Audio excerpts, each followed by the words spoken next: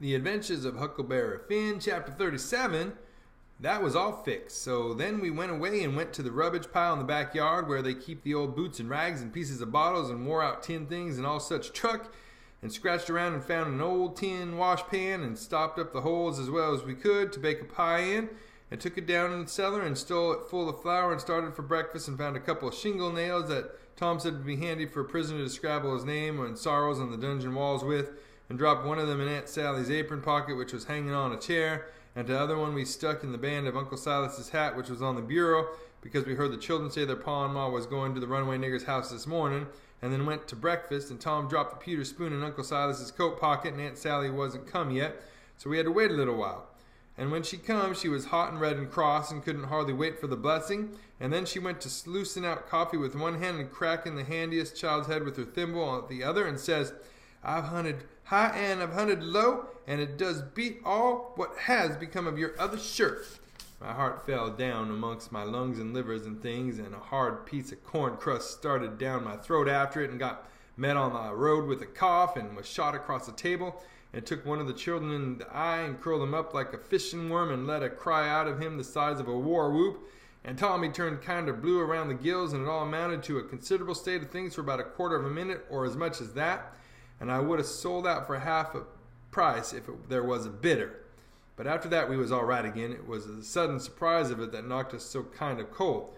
Uncle Silas said, "It's most uncommon curious. I can't understand it. I know perfectly well I took it off because you hain't got but one on. Just listen at the man.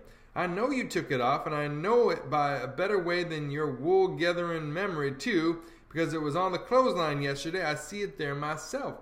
But it's gone, that's the long and the short of it, and you'll just have to change to a red flannel one till I can get time to make a new one.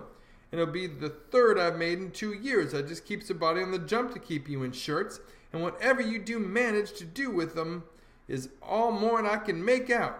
I about to think you would learn to take some sort of care of 'em at your time of life. I know it, Sally, and I do try all I can, but it oughtn't to be altogether my fault because, you know, I don't see them nor have nothing to do with them except when they're on me, and I don't believe I ever lost one of them off of me." "Well, it ain't your fault if you haven't, Silas. You'd have done it if you could, I reckon, and the shirt ain't all that's gone neither. There's a spoon gone, and that ain't all. There was 10, and now there's only 9. The calf got the shirt, I reckon, but the calf never took the spoon, that's certain." "Why, what else is gone, Sally?"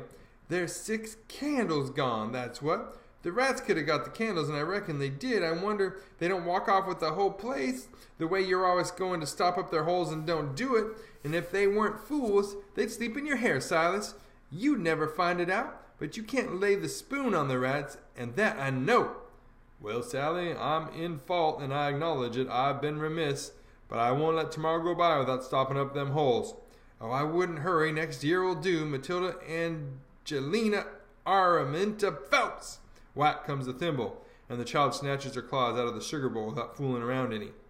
Just then, the nigger woman steps onto the passage and says, "Missus, there's a sheet gone."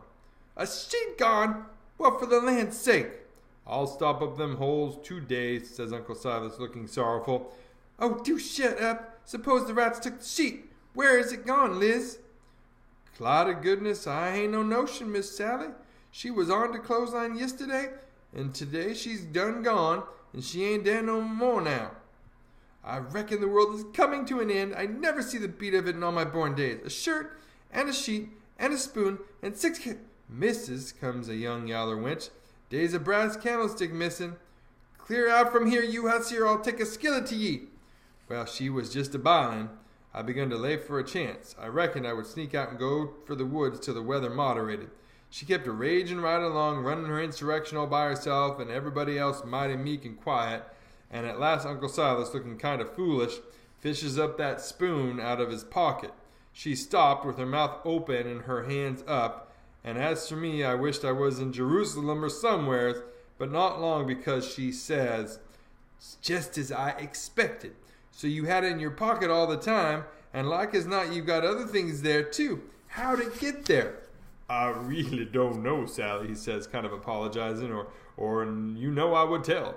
I was a-studying over my text in Acts 17 before breakfast, and I reckon I put it in there not noticing, meaning to put my testament in, and it must be so because my testament ain't in.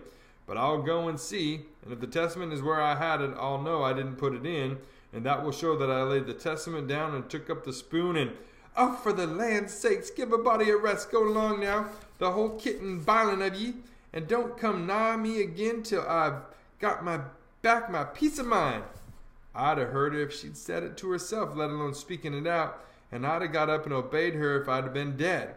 As we was passing through the settin' room, the old man took up his hat and the shingle nail fell out on the floor, and he just merely picked it up and laid it on the mantel shelf and never said nothing and went out. Tom see him do it and remembered about the spoon and says, well, it ain't no use to send things by him no more. He ain't reliable. Then he says, but he done us a good turn with the spoon anyway without knowing it, and so we'll go and do him one without him knowing it, stop up his rat holes. There was a noble good lot of them down cellar, and it took us a whole hour, but we done the job tight and good and ship shape. Then we heard the steps on the stairs and blowed out our candle and hid, and here comes the old man with the candle in one hand and a bundle of stuff in the other, looking as absent-minded as a year before last. He went a-mooning around, first to one rat hole and then another, till he'd been to all of them. Then he stood about 5 minutes, picking tallow drip off his candle and thinking. Then he turns off slow and dreamy towards the stairs, saying, well, for the life of me, I can't remember when I done it. I could show her now that I weren't to blame on account of the rats, but never mind, let it go. I reckon it wouldn't do no good. And so he went on a-mumbling upstairs, and then we left. He was a mighty nice old man, always is.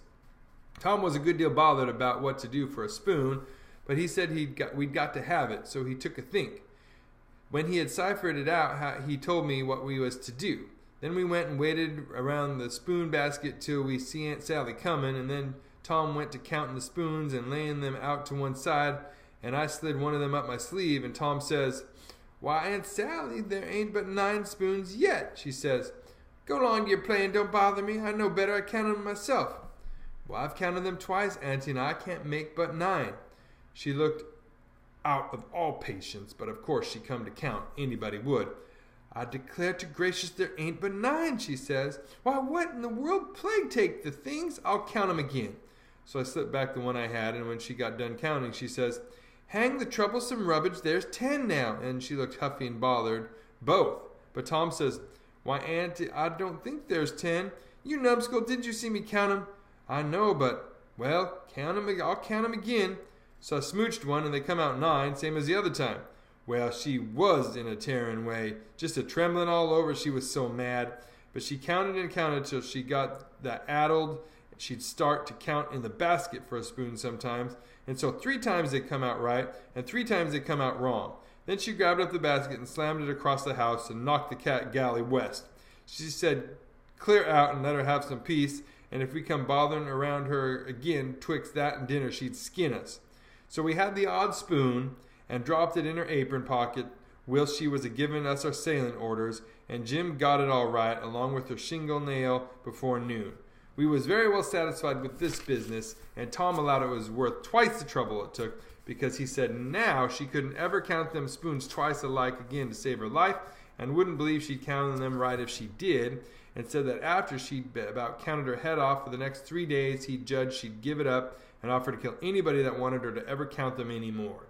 So he put the sheet back on the line that night and stole one out of her closet, and kept on putting it back and stealing it in for a couple days till she didn't know how many sheets she had anymore, and she didn't care, and wanted going to bullyrag the rest of her soul about it, and wouldn't count them again not to save her life. She'd druther die first.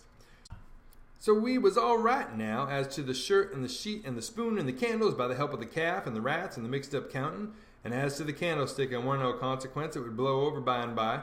But that pie was a job. We had no end of trouble with that pie. We fixed it up way down in the woods and cooked it there, and we got it done at last, and very satisfactory too, but not all in one day, and we had to use up 3 washpans full of flour before we got through, and we got burnt pretty much all over in places, and eyes put out with the smoke, because you see, we didn't want nothing but a crust, and we couldn't prop it up right, and she would always cave in. But of course, we thought of the right way at last, which was to cook the latter too in the pie. So then we laid in with Jim the second night and tore up the sheet and all in little strings and twisted them together, and long before daylight we had a lovely rope that you could have hung a person with. We let on took 9 months to make it. And in the forenoon we took it down to the woods, but it wouldn't go into the pie. Being made of a whole sheet that way, there was rope enough for 40 pies if we'd have wanted them, and plenty left over for soup or sausage or anything you chose. We could have had a whole dinner. But we didn't need it. All we needed was just enough for the pie, so we threw the rest away. We didn't cook none of the pies in the washpan, afraid the solder would melt. But Uncle Silas, he had a noble brass warming pan, which he thought considerable of, because it belonged to one of his ancestors with a long wooden handle that come over from England with William the Conqueror in the Mayflower, or one of them early ships, and was hid away up garret with a lot of other old pots and things that was valuable, not on account of being any account, but because they weren't, but on account of them being relics, you know. And we snaked her out private and took her down there, but she failed on the first pies because we didn't know how.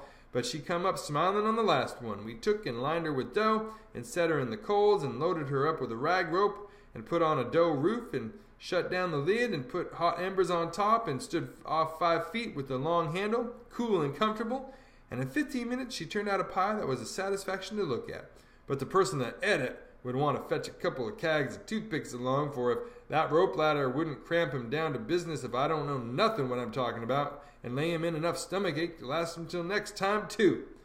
Nat didn't look when we put the witch pie in Jim's pan, and we put the 3 tin plates in the bottom of the pan under the victuals, and so Jim got everything all right, and as soon as he was by himself, he busted into the pie and hid the rope ladder inside a straw tick and scratched some marks on a tin plate and throwed it out of the window hole.